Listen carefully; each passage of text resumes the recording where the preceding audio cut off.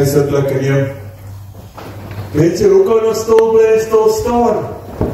Na dit wat Christus vir ons gedoen het. Ons kan nie. Ons moet altijd heel veel prys gee oor wat Dr. Kobus.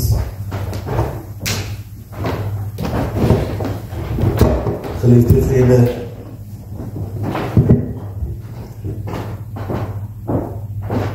is 'n absolute voorreg om in die Here se teenwoordigheid te kan verkeer. Dis 'n absolute voorreg om te weet dat Here Jesus Christus daar op die kruis die prys betaal het en die vyand oorwin het. Sodat ons vanmôre hier in 'n vrye land by mekaar kan wees en dit wat 2000 jaar terug gebeur het te kan herdenk. Maar nie net te herdenk nie, maar ook om deel te wees daar. Want soos wat die Here sê, ek in jou, jy in my. Jy sien my, die geliefde broers en susters, daar by Golgotha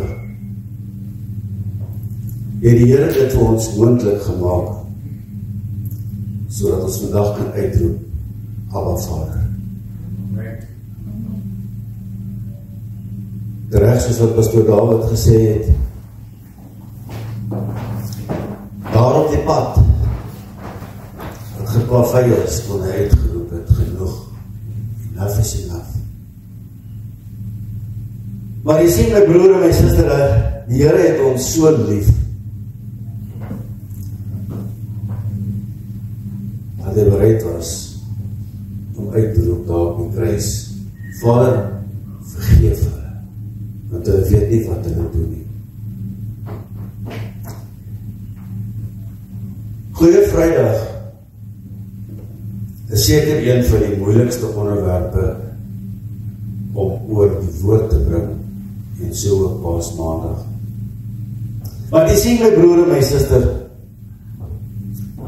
2000 jaar is 'n baie lang tyd. En reg oor die wêreld, in elke Christenkerk, word die boodskap gebring, soos gegee deur die Heilige Gees aan die predikers. En vir baie klink dit of die woord herhaling is. Maar as jy luister na die woord en na die Gees van die Here, sal jy agterkom. Heilige Gees breek elke keer dit opnuut op vir iemand anders te. Hierdie reis van ons Jesus, dit is nie net 'n geografiese reis gewees vir die koning van konings nie. Daar het sy koninkryk uit, daar waar hy gesit het, waar die engele uitgeroep het, Holy, holy, holy, is ons God nie. Dit is nie net 'n reis wat hy hier op aarde kom loop het, gebore het en maagdheid. Vir 33 jaar het hy geloop. Maar is 'n reis wat die Here onderneem het, om vir jou en vir my verlossing te bring. Verlossing te bring wat ons nooit sal kan ervaar het, deur die wet na te kom. Jy sien my broer, my suster, dit wat Jesus gedoen het op die kruis, is iets wat ons nie sou kon gedoen het nie. Terwyl ons deur hierdie onderwerp gaan, moet ek julle daaraan herinner, die kruis is nie net 'n simbool van vervloeking nie. Daar in Galasiërs 3:13 staan daar geskryf, maar dit is ook 'n simbool van oorwinning. Dit is ook 'n simbool van hoop. Dit is ook 'n simbool van transformasie. Dit is ook 'n simbool van krag, genesing en elke ding wat Jesus Christus vir ons aanbied. Dit is ook daai simbool wat Christene nie uitgeken word Want elke Christen verbind homself aan Jesus en dit wat op die kruis gebeur het. En terwyl ons vanmôre hier by mekaar is, die wat julle Bybels by julle het, ek wil hê julle moet daarna Johannes 19 toe gaan.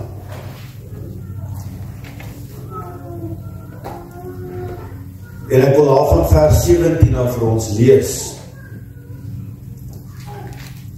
En hy het sy kruis gedraai en uitgegaan na die sogenaamde hoofskeelplek in Hebreërs Golgotha, waar hulle hom gekruisig het, saam met 2 ander, een aan elke kant en Jesus in die middel. En Pilatus het ook 'n opskrif geskrywe, en dit is op die kruis gesit, en daar was geskrywe, Jesus, die Nasareëne, die koning van die Jode. Hierdie opskrif dan het baie van die Jode gelees, omdat die plek waar Jesus gekruisig is, naby die stad was, en dit was geskrywe in Hebreërs, en Grieks en Latyn. En die owerpriesters van die Jode het vir Pilatus gesê, moenie skrywe dat dit die koning van die Jode nie, maar dat hy gesê het, ek is die koning van die Jode. Pilatus het geantwoord, wat hy geskryf het hy geskrywe. En toe die soldate Jesus gekruisig het, neem hulle sy klere en maak 4 dele vir elke soldaat, en 'n deel en die onderkleed, maar die onderkleed was sonder naad van bo af en in 1 stuk gewewe. En hulle het vir mekaar gesê, laat ons dit nie skeer nie, maar laat ons die lot daaroor werk, wie se dit sal wees, sodat die skrif vervul sou word, wat sê, hulle het my klere onder mekaar verdeel, en oor my gewaad het hulle die lot gewerk. Dit het die soldate dan gedoen. En by die kruis van Jesus het gestaan sy moeder en sy moeder se suster Maria, die vrou van Klopas, en Maria Magdalena. En toe Jesus sy moeder sien, en die disipel wat hy lief gehad het hy haar by haar staan, sê hy vir sy moeder, vrou, daar is die seun. En dis tot hier waar ek wil lees. Jy sien my broer, my suster, selfs daar op die kruis het Jesus gedink aan welstand van ander mense. Daar op die kruis oorhandig hy sy moeder aan Johannes en hy sê vir haar, van nou af is dit jou moeder, en hy sê vir haar, van nou af is hy jou seun. Maar ek wil vir julle vanmôre vra, wat hou die kruis vir ons in? Dink 'n bietjie daaroor, terwyl ons gou 'n bietjie bid. Ons dierbare hemelse Vader, aan U die lof, die eer en die heerlikheid. Vader Here, waar ons vanmôre by mekaar kom, om die oorwinning van Jesus Christus te vier, waar hy aan die kruis gesterf het vir ons sondes, waar hy die mag van Satan finaal verbreek het, waar hy vir elke mens genesing gegee het. Vader Here, ek bid vanmôre, Heilige Gees, dat U vanmôre hier sal beweeg, mense sal aanraak. Vader Here, U wil hê elke persoon moet gered word. U sê elkeen en almal. Dankie vanmôre, Vader, vir U teenwoordigheid in Jesus naam. So wat hou die kruis vir ons in? So daar by die kruis is saligheid vir ons gebore, toe Jesus aan die kruis sterf. Saligheid is vir ons gebore daar. Jy weet, toe Jesus se bloed nog vloei daar by die kruis, toe dit nog besig is om te vloei, toe hy nog asemhaal, toe ontferm hy hom reeds oor een van daardie manne wat langs hom hang, En hy sê vir hom, voorwaar, ek sê vir jou, vandag sal jy saam met my in die paradys ingaan. Ontferm hom reeds oor daai. Vandag sal jy saam met my in die paradys ingaan. Ek het gelees daar in Lukas 23. Maar weet jy wat? Daar op die kruis toe hy so oor hulle die skares mense kyk, wat al sy wonders en sy tekens gesien het, al die wonderwerke wat hy gedoen het, al die genesing wat hulle ervaar het. Ons het verlede week gelees hoe hy daar in Simon se huis gegaan het, en na donker het hy almal wat demoon beset was en siek was, het hy genees. Hy selfe mense wat van daai broodjies en visies geëet het geskree, kruisig hom, kruisig hom. Het geen respek vir hom gehad nie. Hulle het net geskree, kruisig hom, kruisig hom. Pilatus het daar nog so 'n bietjie respek gehad. Hy sê, ek gee vir julle die mens. Hy sê, ek gee vir julle die mens, maar hierdie mense wat daar staan, hierdie skares, hulle sê net, kruisig hom. Kruisig hom. O, halleluja. En Jesus, met sy genade wat hy het, en sy liefde wat hy vir ons het, hy sê, Vader, vergeef hulle. Hulle weet nie wat hulle doen nie, Vader. Hulle weet nie wat hulle doen nie. Goeie Vrydag. Vir baie mense is dit net 'n lekker dag. Dis waar die normale omstandighede gebreek word. Jy weet, daar die routine wat ons het, maandag tot Vrydag gaan ons opstaan en kerk toe gaan, opstaan en werk toe gaan, en opstaan en werk toe gaan. Maar Goeie Vrydag verbreek ons daar die routine, want ons kom saam, Here, en dit was 'n lekker dag, Vader. Maar die kinders van God, hulle vergader in die huis van die Here, want hulle eerbiedig God, hulle eerbiedig wat Jesus vir ons gedoen het. In 2000 jaar terug is hierdie Jesus wat ons almal op ons lippe het, party in eerbied en party in woorde, kras woorde, party net in gewoonte, op die kruis gesterf. Hy's verraai, hy's gekruisig, hy's gesterf, hy't begrawe en hy't opgestaan na 3 dae.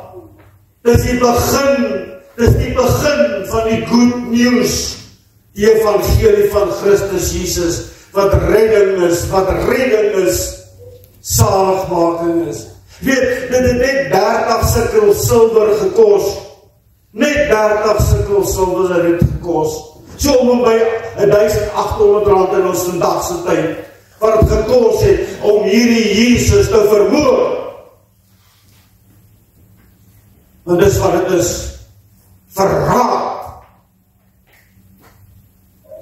'n man wat saam met hom geloop het, vir 3 jaar, wat al hierdie dinge gesien het, die sagte hande ervaar het, die sagte stem gehoor het, daardie man vir 3 jaar het hy saam met hom geloop, en weet wat, Jesus het hom geroep, hy sê, het ek julle nie geroep nie, maar een van julle gaan my verraai. Hy het geweet. Toe hy gesê, Judas, come, I will disciple you. Wees Judas verraai vir 1800 rand. En weet wat? Net soos vir daardie Fariseërs vasgeklou het in daai tradisie van hulle, van wettisme, was die buitekant, trek skoonklere aan, maak die koppie skoon, was die eetgerei. Net so is die mense vandag nog steeds vasgevang in tradisie, party in kerklike tradisie, party in 'n ander tradisie. Hou daarvan om gesien te word, hou daarvan om mooi te lyk, maar die harte is vrot. Net so was die fariseërs ook daar gewees. Hulle hou vas aan daardie leerstellings wat nie Bybels is nie, wat afwyk van Bybelse waarhede af.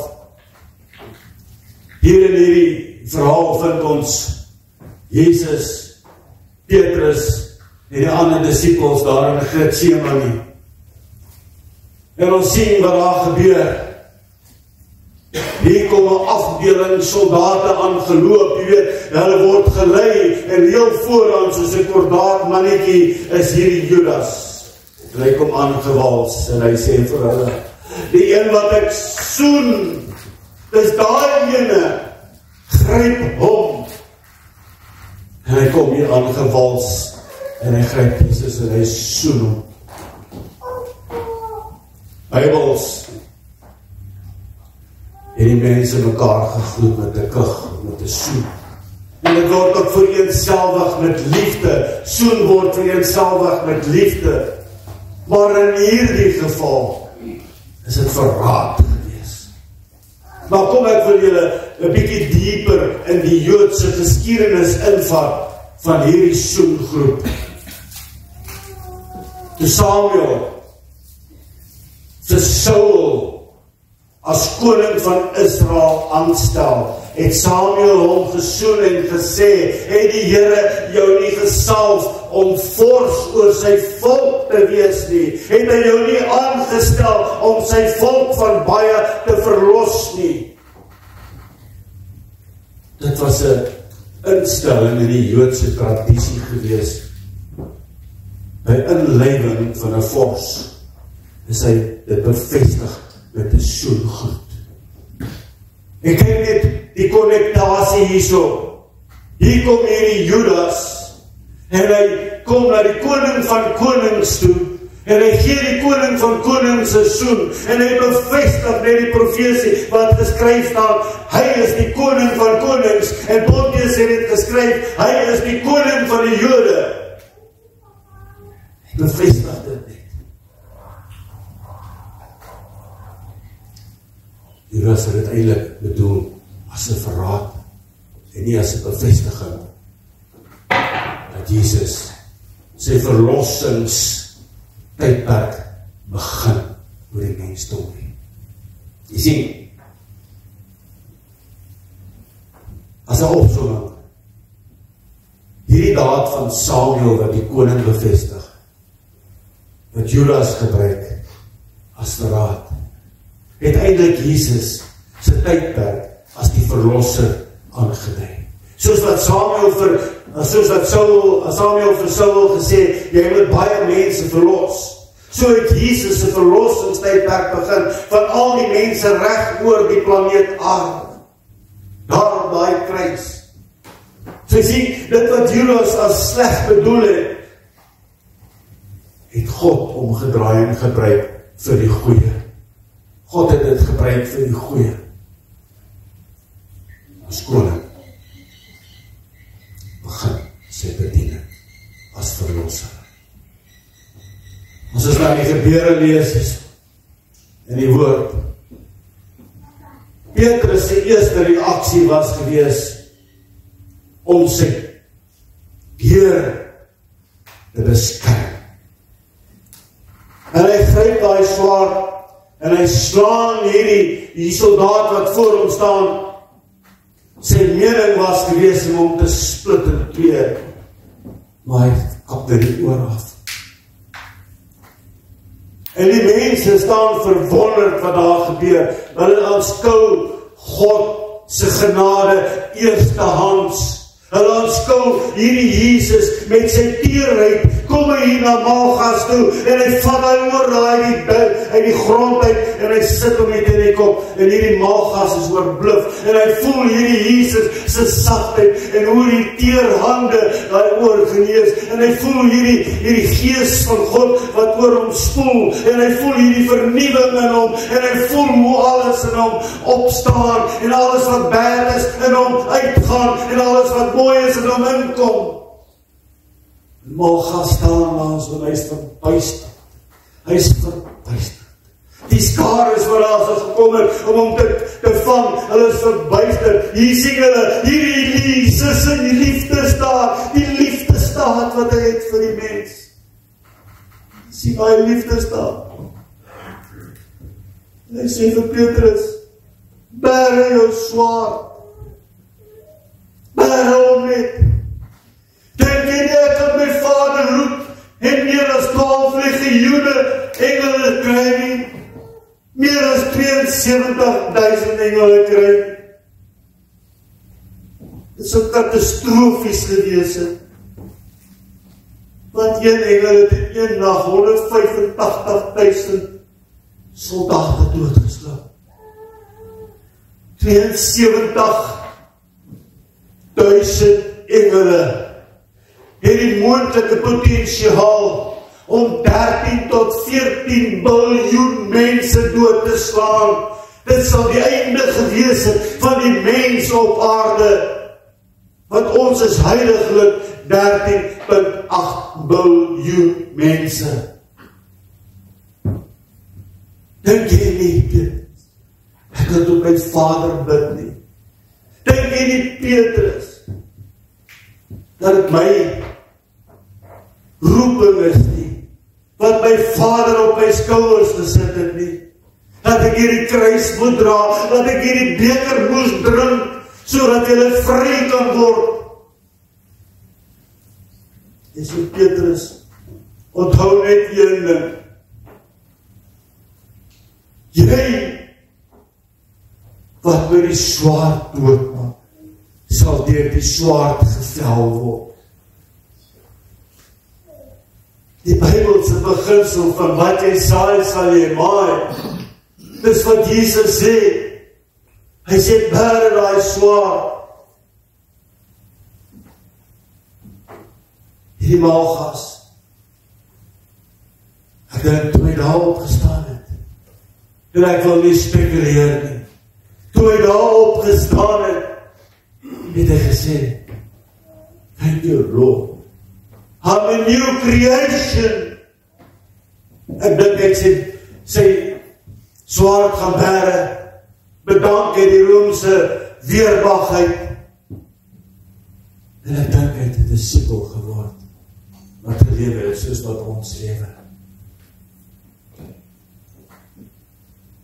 As Jesus daai 72.000 engele geroep het, hoe sal die skrif dan ooit vervul kon geword het? Wat ek vir jou vanmôre wil sê, my broer, my suster, net Jesus het geweet wat gaan gebeur daardie dag, met hom en met sy vriende. Niemand anders het geweet nie. Vir die disciples was dit 'n skrikwekkende oomblik. Hulle het mekaar uitgespat. Hulle het weggehardloop, hulle het gaan wegkruip. Dit was skrikwekkend vir hulle gewees. Ons sien later, het net Petrus en net Johannes het hierdie mag gevolg tot daar by hierdie huis. En hierdie geharde visserman, hierdie Petrus, ek dink, hy was vir die eerste keer in sy lewe oorbluf gewees. Heeltemal oorbluf. Dit deur hom het gegaan. Hoe kon hulle? Hy is die edelste van die edelste mense wat ek ken. Hy is die liefdevolste van die liefde wat ek ken. Hy het geen greintjie kwaad in hom nie. Hy het geen greintjie sonde in hom nie. Daar is geen greintjie agterbaksheid in hom nie. Hoe kon hulle? Hoe kon hulle omvang? Hoe kon hulle oordeel? Petrus is oorbluf. En ek dink daarom die feit dat hy gesê het, ek ken hom nie. Ek ken hom nie. Dit was nie omdat hy bang was nie. Dit is omdat hy oorbluf was. Ek dink hy was sonder woorde gewees. Ek dink hy was sonder gedagtes gewees. Ek ken hom nie. En ek dink daai dag het weer baie disipels se harte vir haar dit aanskou het gegaan. Hoekom, waarom?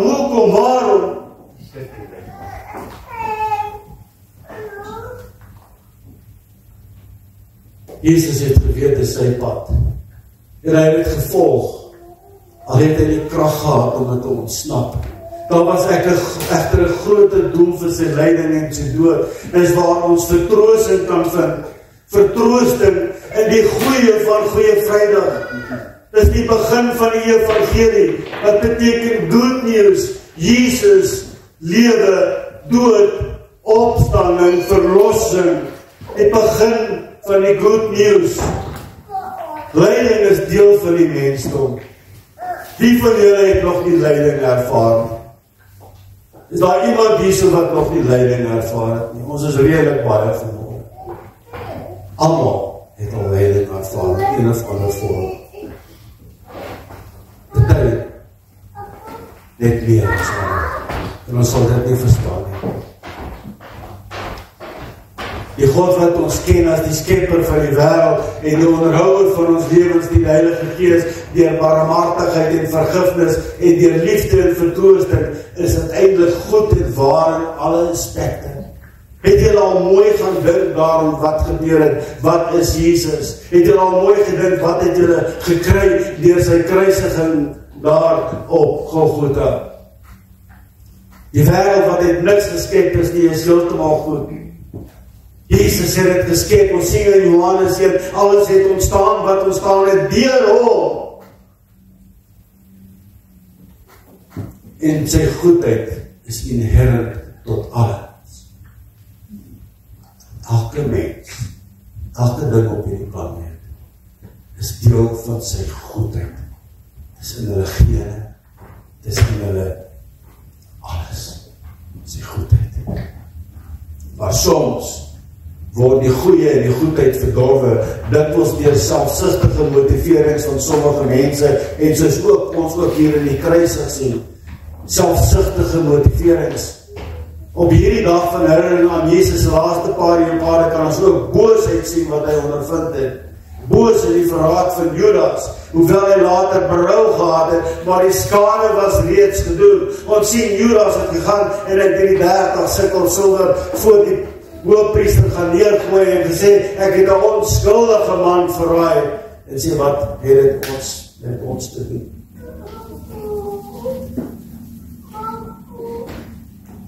Die boosheid en die godsdienstige owerhede wat die sondebok van Jesus gemaak het, gelei deur Caiaphas wat gesê het, dat het beter is dat een man sterf as die hele gemeenskap. My broer, my suster, het jy al gedink hoe profeties hierdie woorde van Caiaphas was?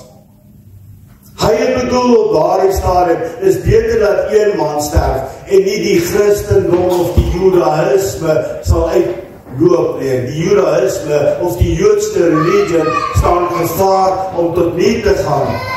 Sou almal agter Jesus begin aangaan. Maar wat hy nie geweet het nie in die verre toekoms, hierdie Jesus wat hy hier oordeel, beter dat een man sterf, ander.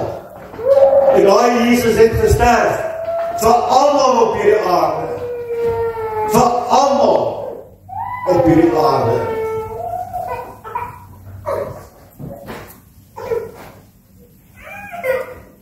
Boosheid en die behandeling van Jesus en die lafhartigheid van Pilatus het uiteindelik boosheid en die martelende dood wat hy gelei het, gekruisig op die houtkruis, gered vir die ergste misdadigers. Daar is hierdie Jesus wat gekruisig is, het 'n redding gegee vir die ergste misdadigers. Hy het redding gegee vir die dwelmverslaafdes. Hy het redding gegee vir die alkoholiste. Hy het redding gegee vir die prostituie, vir die moordenaars, vir die verkragters. En ons kan aangaan met die diefstalle en alles.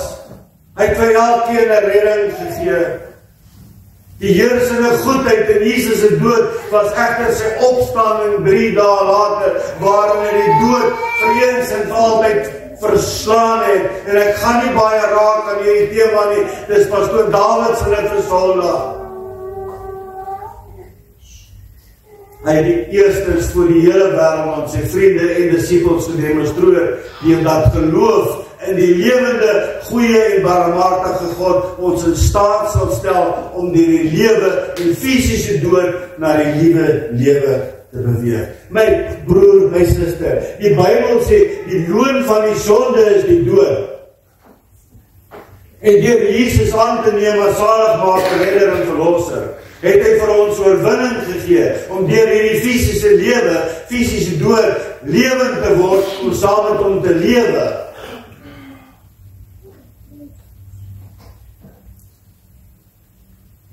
Hoe is julle iets vandag? Die gewig van die kruis. Kom ons kyk 'n bietjie na daai stuk liewe ou kruis. Ons begin daar by Simon van Sirene.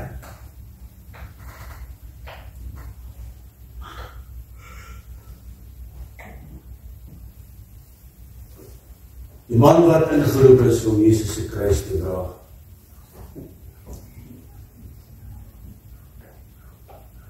Simon was 'n gewone man. Hy was heel waarskynlik onkant betrap gewees.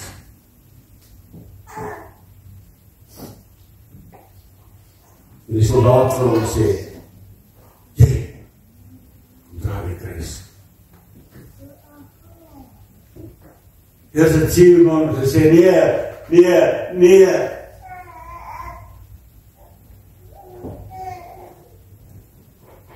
Simon was in 'n onvoorsiene situasie gedompel.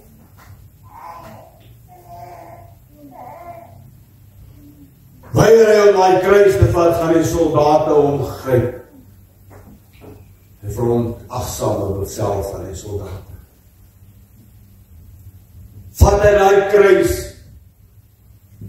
word hy deel van Jesus se lyding.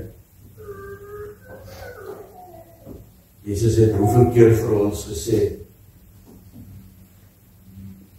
jy wat my wil volg, neem jou kruis op. En hier het Jesus nie bedoel 'n stuk hout. Hier het Jesus bedoel, laat toe,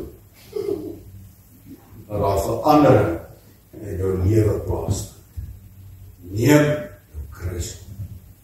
Sê nee vir die wêreld.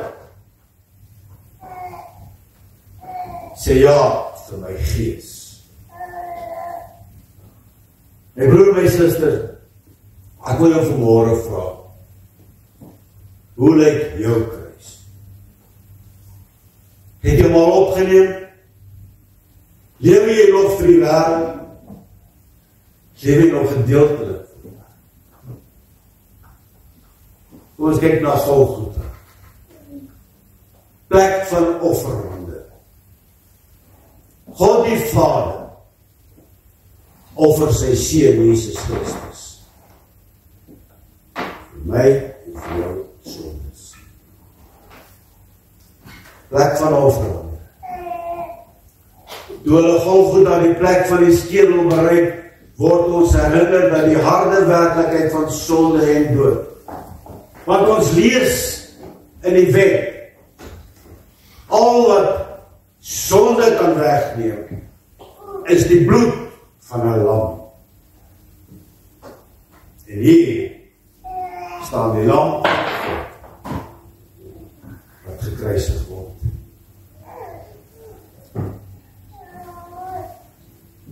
Die naam Golgotha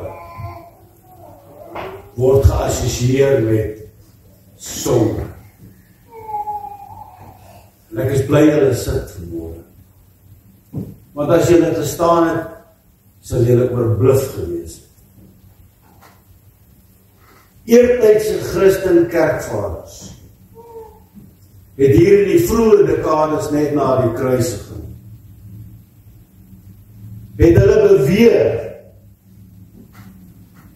en gedokumenteer dat Adam,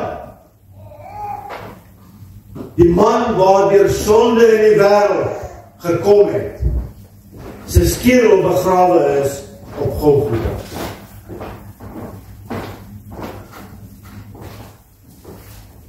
Toe ek hierdie dinge begin navors, toe besef ek, God het 'n plan. God se plan was nog altyd van die begin af daar gewees. Jy sien, die Jode glo dat Adam op 'n ander plek begrawe is. Maar die Christenvaders van die eertydse kerk het gedokumenteer dat Adam wel op Golgotha begrawe is. Nou kyk net wat het God gedoen. Hier lê die man begrawe wat die wêreld in sonde gedompel het. En hier word die man gekruisig wat die wêreld verlos van sonde. Die tweede Adam, mens lees ons in die Bybel, wat gekom het om die wêreld te verlos van sonde. Eerste Adam dompel die wêreld in sonde, die tweede Adam verlos die wêreld van sonde. In Kolossense 2 vers 14 lees ons daar by die kruis.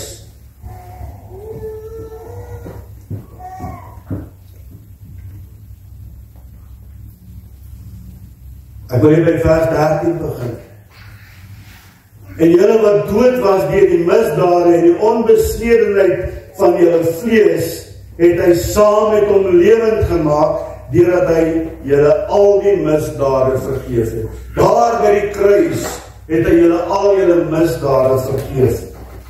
En die skuldbrief teen ons, jy weet, Satan het daar die skuldbrief by mekaar gemaak, wat hy vir God die Vader gaan gee het en sê, vandag het Kobus dit gedoen, dit gedoen, dit gedoen, dit gedoen. Hy sê, God het jy gesien, hier is die skuldbrief. Daar by die kruis, lees ons hierso. En die skuldbrief teen ons, wat met sy insetting ons vyandig was, uitgedelg en weggeruim het, deur dit aan die kruis vas te naal. Jy sien, my broer, my suster, daar die skuldbrief van Kobus, is daar op die kruis vastgenaal daai dag. En ek het nie meer sonde nie. Want God het dit weggevat, en hy dink nie meer daaraan nie. Hy skuldbrief is skoon.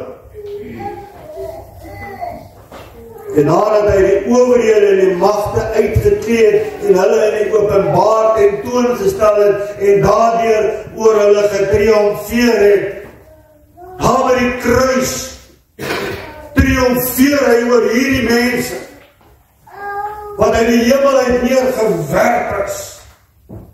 Satan en sy demone, sy engele wat hom gevolg het, hy vertrap hom finaal.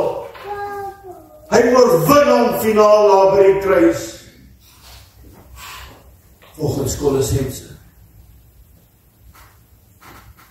Daarom my broer, my suster, wil ek vandag vir jou sê.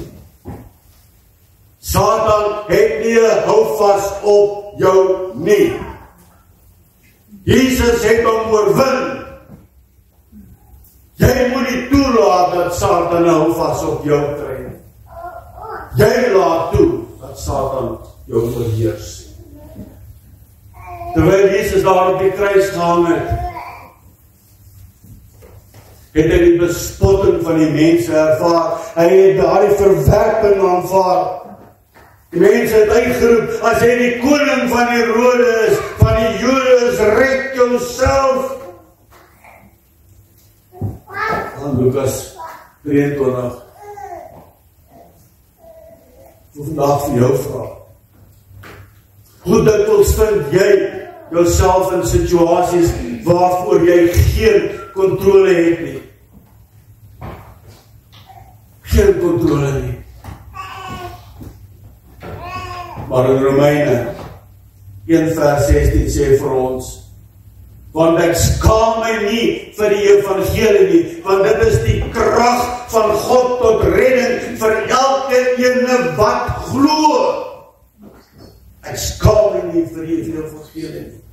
Dit is die krag van redding tot elkeen wat glo. En wanneer die wêreld teen ons skree, en wanneer die wêreld ons oordeel en vertrap en beswadder, ek skaam my nie vir Christus nie. En hy het reeds oorwin. Hy kruisiging. Dit was 'n daad van liefde gewees. Liefde onpeilbaar. Daar die einste hande wat deel gemaak het aan die houtkruis wat vasgespijker is daar so.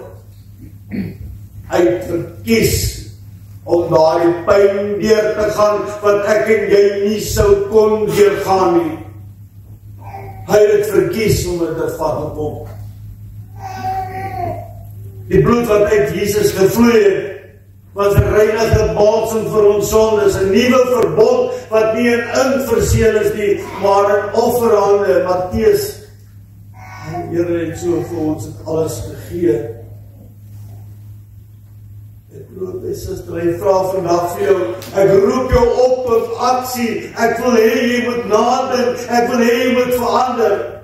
In Johannes 15 vers 12 beveel hy ons, hy sê, dis my gebod, ek beveel jou, dat julle mekaar moet lief hê, soos ek julle lief gehad het. Ek vra ek jou, lewe ons onder daardie gebod, lewe ons onder daardie gebod. Hy titel wat daar bokend opgeskryf is, Koning vir die Jode. Vir die wêreld was dit 'n bespotting gewees. Koning van die Jode. As jy die koning van die Jode is, red jouself. Maar vir ons wat in Jesus glo, is dit die waarheid. Die Bybel leer vir ons, is the King of Kings, is die koning van die Jode. Ek wil vir julle wys in Filippense 2 vers 9 tot 11. Word ons daarin herinner dat God hom hoog verhoog het en hom die naam gegee wat bo elke naam is, terwyl die wêreld met sy koningskap gespot het, erken ons hom as die soewereine Here wat in nederigheid gehoorsaam geword is tot die dood. Opstanding is 'n nuwe hoop. Wanneer ons nadink oor die pad van Golgotha, moet ons ook die hoop en opstanding anker. Die kruisiging was nie die einde. Dit was die begin vir iets ewigs. Die leë graf staan as 'n bewys dat ons pyn nie te vergeef is nie en ons beproewing het te doel. 1 Petrus 1 vers 3 lees, geseënd is die God en die Vader van ons Here Jesus Christus. Deur sy groot barmhartigheid het hy ons 'n nuwe geboorte en 'n nuwe lewende hoop gegee deur die opstanding van Jesus uit die dood. Ons lewens soos die graf mag oomblikke van dood bevat, maar in Christus word ons geroep om in die nuwe lewe op te staan. Net soos wat ek afsluit. Toen ek 'n beroep op jou, om die reis na Golgotha, nie net as 'n historiese gebeurtenis te omhels nie, maar 'n persoonlike uitnodiging. Sien, my broer, my suster, die pad van Golgotha was gepavlei met klippe van lyding. Maar hierdie lyding, dit lei ons na 'n glorieryke hoop op die ewige lewe. Die kruis van Jesus leer ons ook dat dit die plek is waar genade en waarheid mekaar ontmoet. Getrou in Johannes 1 vers 17, die wet is deur Moses gegee, maar die genade en die waarheid deur Jesus Christus. Die wet veroordeel ons, maar in Christus vind ons genade en waarheid. 2 Korintiërs 5 vers 21, want hy het hom wat geen sonde geken nie, sonde vir ons gemaak, sodat ons kan word geregtigheid van God in hom. Die kruis is die uitsonderlike plek waar die barmhartigheid en die genade en die waarheid van God vir die mens openbaar word. Daar op die kruis het Jesus is openbaar vir ons. Die kruis van Jesus leer ons ook dat dit die plek is waar genade en waarheid mekaar ontmoet en vertrou het. In Johannes 1 vers 17, die wet is deur Moses gegee, maar die genade en waarheid deur Jesus Christus. Die wet veroordeel ons, maar die kruis vind ons redding.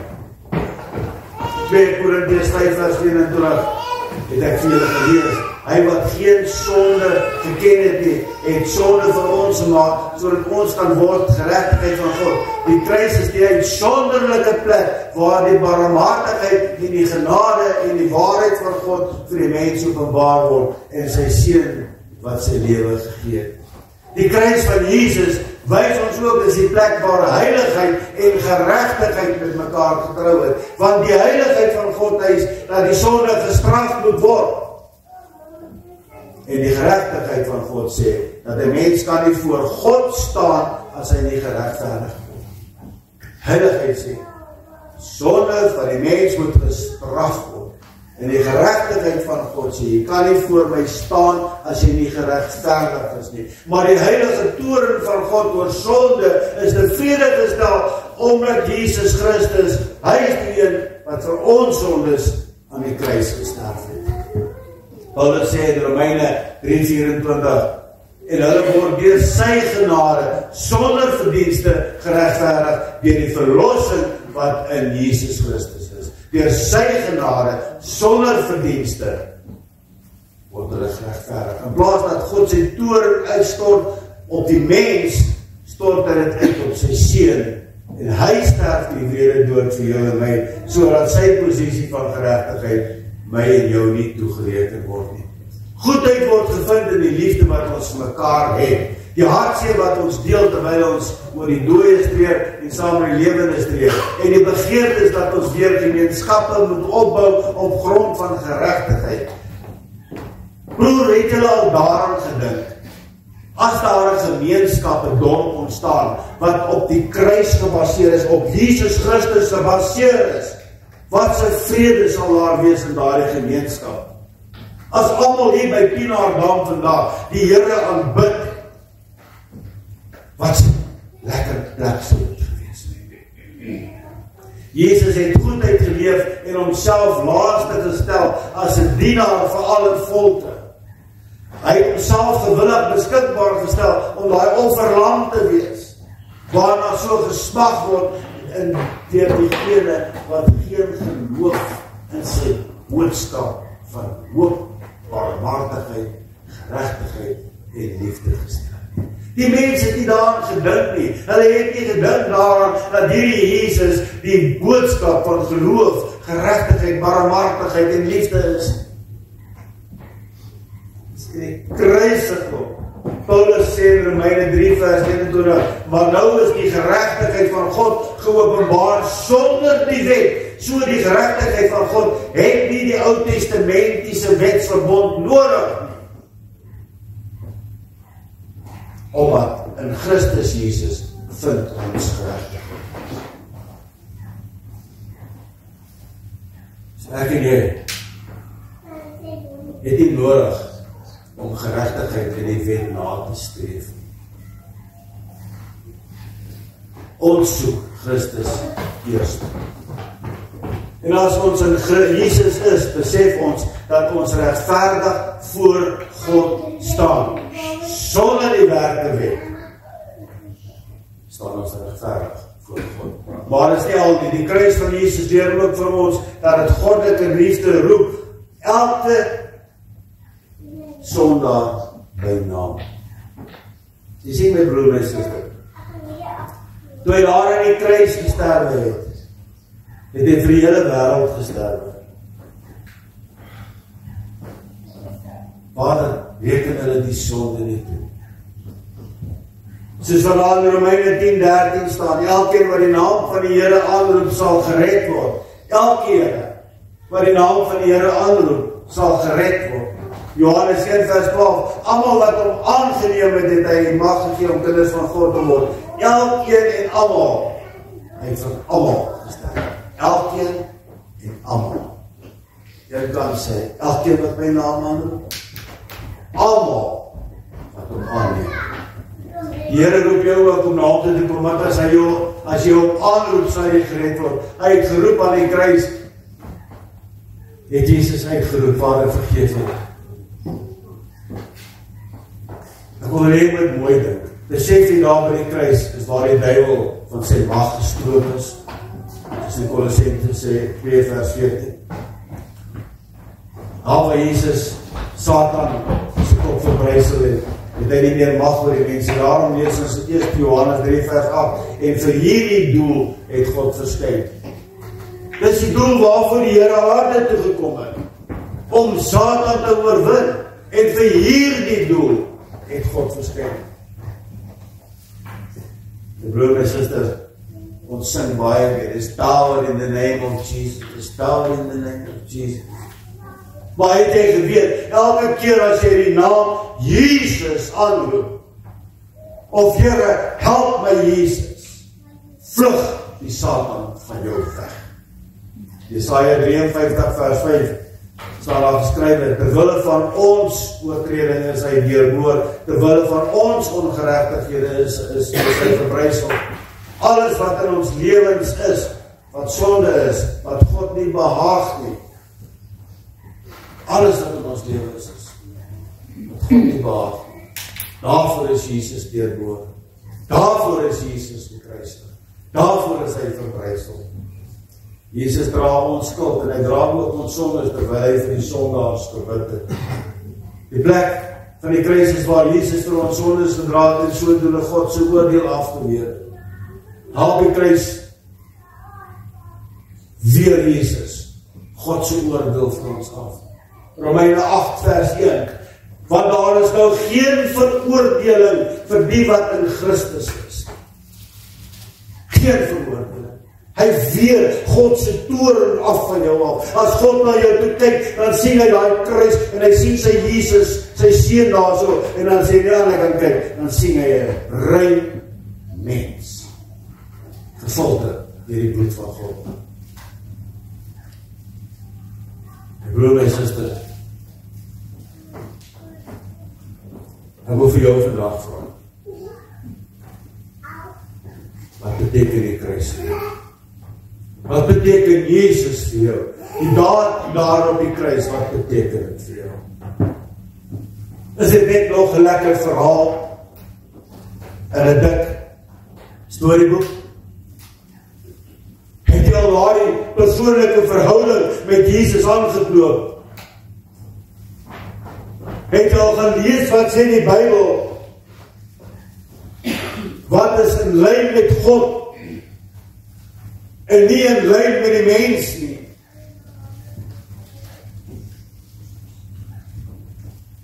Want wat vir die mens reg lyk, Spreuke staan geskryf, daar is 'n weg wat vir die mens reg lyk, maar die einde daarvan is die dood.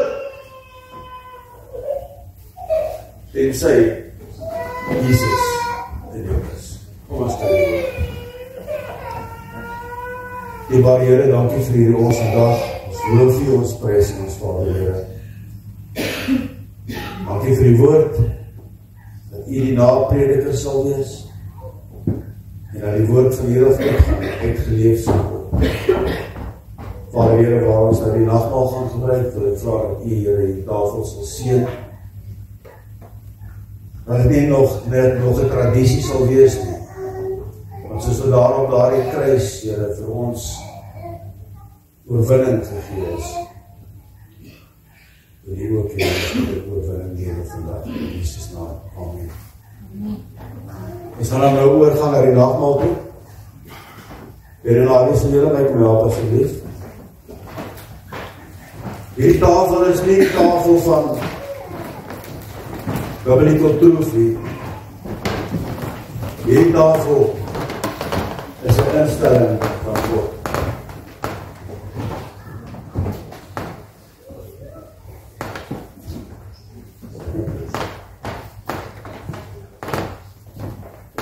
Hierdie tafel is 'n instelling wat deur Jesus